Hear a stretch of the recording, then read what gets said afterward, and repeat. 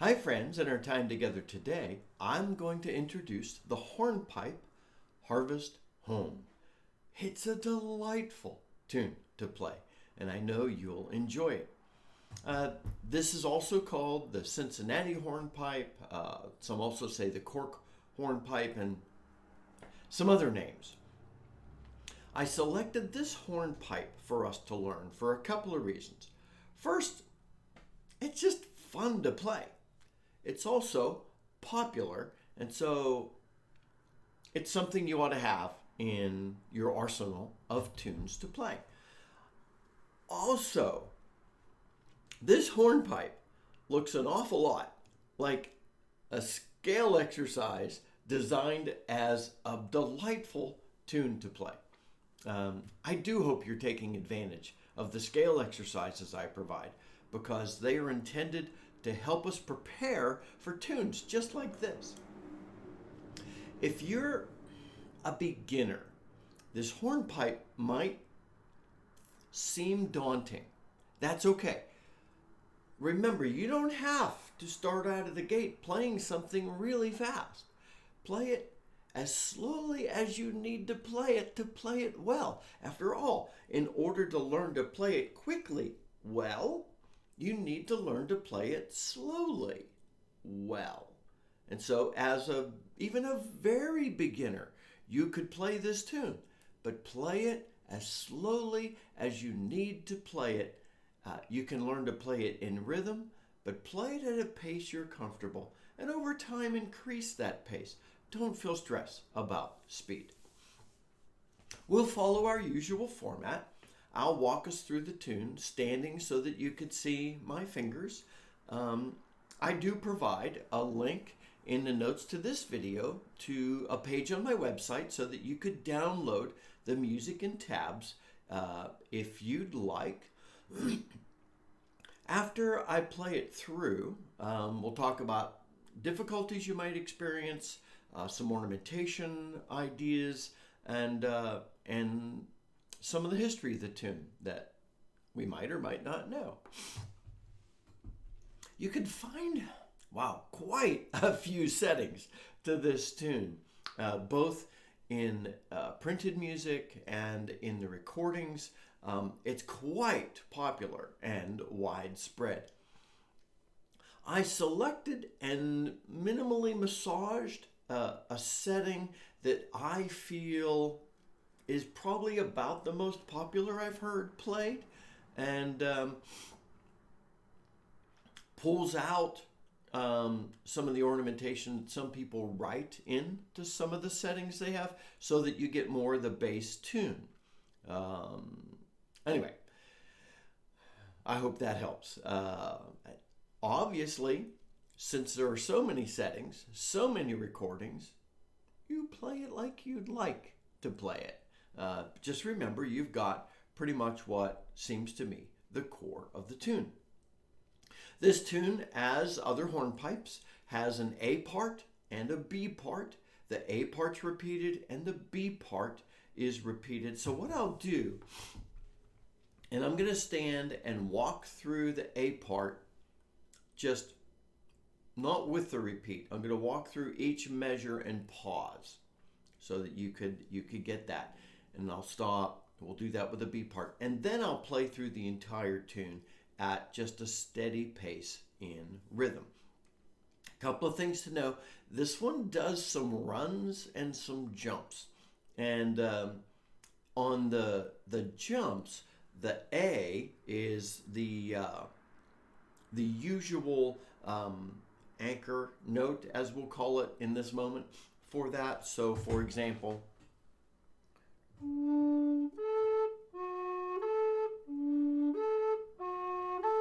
and then from the top down,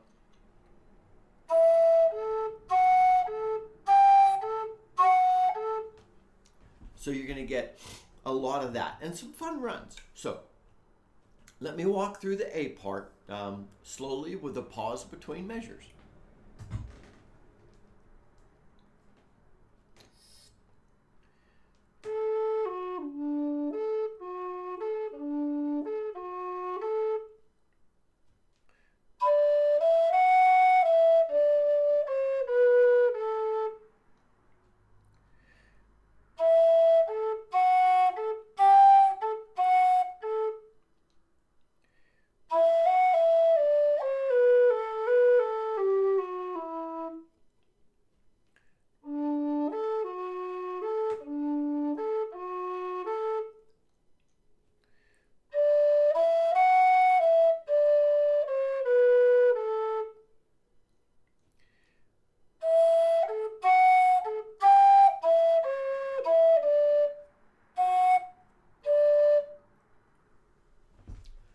That's the A part. You string it together and play it again.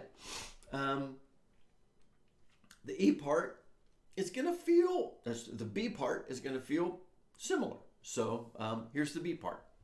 Same format.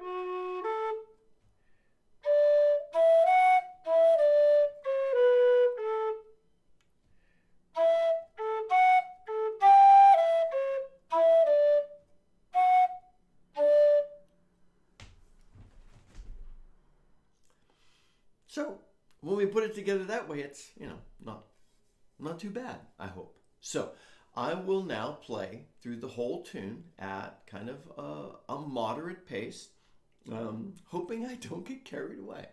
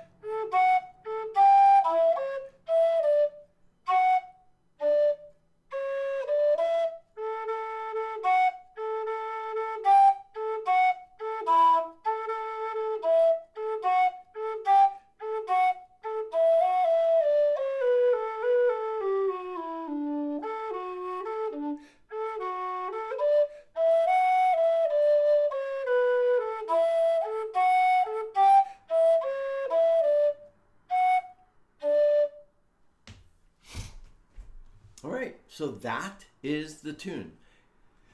Feels a little longer, but when you start breaking down those phrases, it's not bad. You get all of that one measure.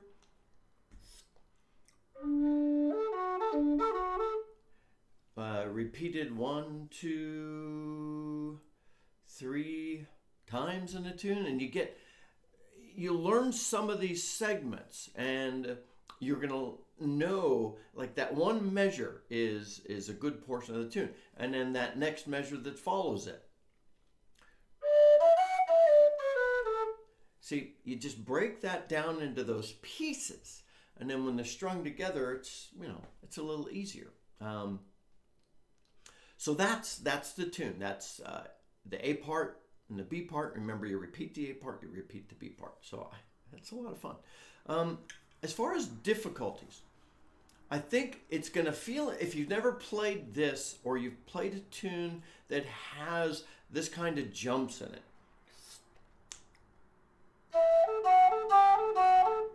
it, it could feel intimidating. And then the triplet runs. That, if you've not faced them before, they can feel a little intimidating. Don't let them intimidate you. Work your way into them. It's actually a little easier than it imagines, but you've got to practice your way into that.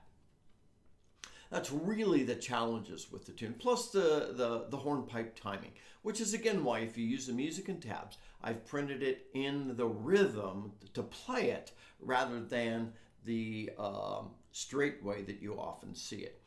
As a matter of fact, if you look at the music and tabs, most music and tabs look like this for the first couple of measures of this tune. But playing it, you play it like this, which is very, very different if you read the music. And if you don't read the music, don't let that worry you, because you need to learn to play the rhythm anyway. Ornaments. Use some ornaments that are going to make you feel like you're able to accentuate some of those longer notes and like the, to hit some of those kind of the things you're feeling. And interestingly, in hearing a number of people play this that triplet section. Well, not triplet section, but the 3 A's in a row. That I've actually heard a lot of people just tongue that lately, which is quite fascinating because, tonguing is an ornament, but not one recommended for frequent use. And yet, I found a lot of people doing it. But you can, on that 3 A's, throw in an ornament on the second A in order to differentiate between those. That's really helpful. As far as the history of the tune, I'm sorry to say there's really not much of anything we know. Well, from the origins of the tune. I should say, though, we know this tune was known, at least in America, England, Ireland, this hornpipe was known at least in the middle of the 19th century because it appeared in a variety of collections of books. And so, so early 19th century in Ireland, I think the earliest printed version appeared in 1840 in the U.S. So, some people say they think it might have been a dance tune at the time of Harvest Festival, but no one really knows. I think that's a fun conjecture, though. So here it is, my friends. Harvest Home, the hornpipe. I hope you find it delightful to learn, to play, and to use in growing your skills and abilities. Until next time, this is Scott Shade. Happy Low D whistling.